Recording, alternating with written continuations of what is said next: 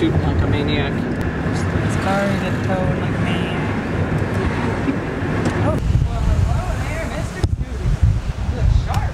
As do you. Hey.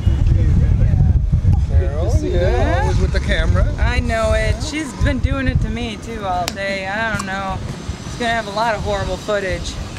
I've just been flipping her off. But My old friend of mine, Bruce King, had a daughter that was up here. Maybe two of them. oh really? Dawn Webster. Dawn Webster, yeah. Oh yeah. God. Dawn. Yep.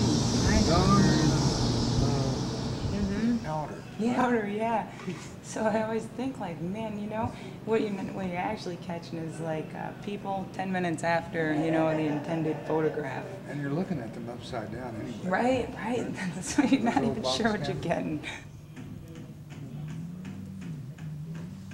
Cute dress.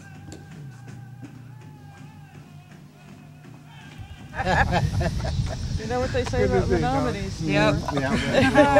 No, I didn't know. No, we will bond with anybody. Well, on behalf of Haskell, I officially welcome you. And we asked Rolling out him the to red get carpet. I know it. next to the Somebody's out there with a Apache toothbrush. sculpture because he modeled for it. What's your name? Jessica? Jessica. Yeah. Nice to meet you. Yeah. Yeah, my name's Talisha. Lisa, where I'd you take guys a picture of you. I'm from the Hickory Apache Nation. from? Oh, okay. Navajo. You don't believe me. And then can I take a picture of you too? Okay. Make sure I get you guys. Then you can tell them this is Joe Leaphorn. Wes Studi impersonator. It's an impersonator, yeah. Jeff Smith, something like that. And I thought if anybody would wish, and if you were willing to do it, you could sign some autographs. Oh, okay. Or at least sign. Signed two of them, one for me and him. We promised all kinds of things in your name too. You said you were making dinner. Let me go advise the president. I'm sorry. That's a Haskell thing, so you're gonna have to give that back. You had to check it out at the beginning of the semester. Oh yeah, there's a Haskell number on here. We're running low on funds.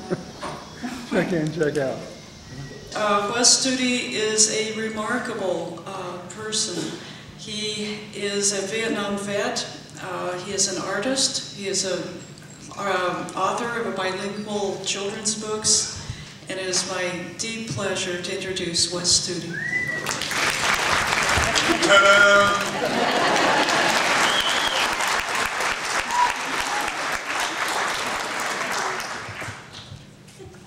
I myself am a product of Indian schools. They would bus us into the area, and therein was my first introduction to the English language. At this point, I had never, I hadn't spoken English. The entire household only spoke Cherokee. That was it, that was life as I knew it. All of a sudden, I'm thrust into a situation wherein I must learn a different language. Well, I learned it within 9 months, somehow. I don't really remember how it all came about. Got to remember I was like 6 years old, right? So I learned English within that year. Then I went home for the summer vacation, only to find out, to discover that I had forgotten how to speak Cherokee. Holy! Now, it was very much like being put into a situation where I had to learn English because I had forgotten it, and nobody in my household was about to speak English, not in the home. Only when they had to, they used it, But so I relearned Cherokee, and I think it's kind of that having had that in my history, I've come around to working as much as possible in helping or being a part of a group in Santa Fe, New Mexico, which is where I live now, called the Indigenous Language Institute, wherein we garner as much possibly as much information on how to maintain, relearn, maintain, and even develop American Indian languages. Every 15 to 20 minutes, another indigenous language is, boom, is lost. It's gone.